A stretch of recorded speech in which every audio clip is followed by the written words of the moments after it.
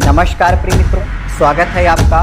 मैं आचार्य अनूप त्रिपाठी और आप देख रहे हैं ज्योतिष एवं वैदिक ज्ञान।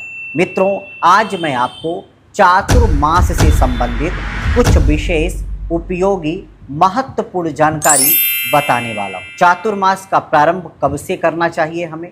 वैसे तो आषाढ़ शुक्ल एकादशी से लेकर के कार्तिक शुक्ल एकादशी तक चातुर्मास माना जाता है, लेकिन हमें इसका प्रारंभ कब से करना चाहिए यह भी जानेंगे।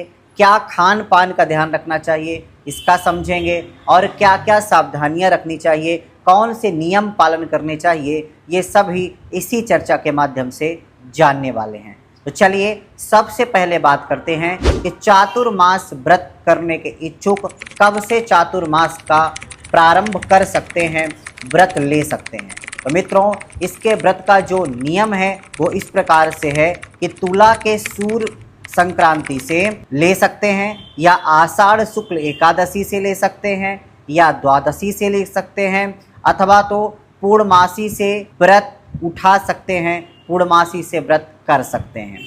ये तो रही बात कब से आपको व्रत उठाना चाहिए।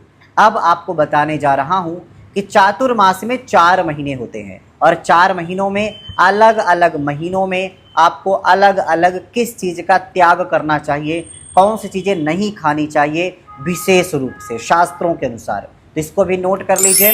तो आपको बताऊं कि आपको श्रावण मास में शाक, भाद्र मास में दही, आश्विन मास में दूध, कार्तिक मास में दाल नहीं खाना चाहिए। ये वो सामग्रियां हैं जो आपको अलग अलग महीनों में पूरे महीने नहीं खानी है।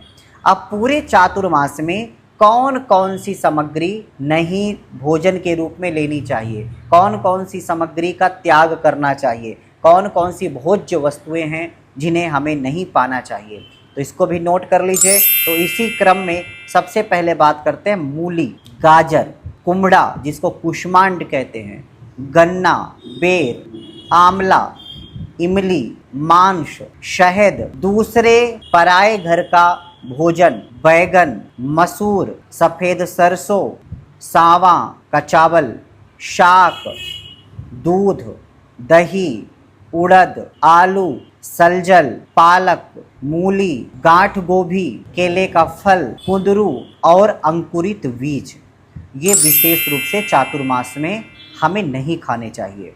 और अगर आप खा रहे हैं, चाहे आप व्रत रखें या न रखें, आपको इन चीज़ों को नहीं खाना चाहिए। मूल जो भूमि से उत्पन्न चीज़ें हैं उनको हमें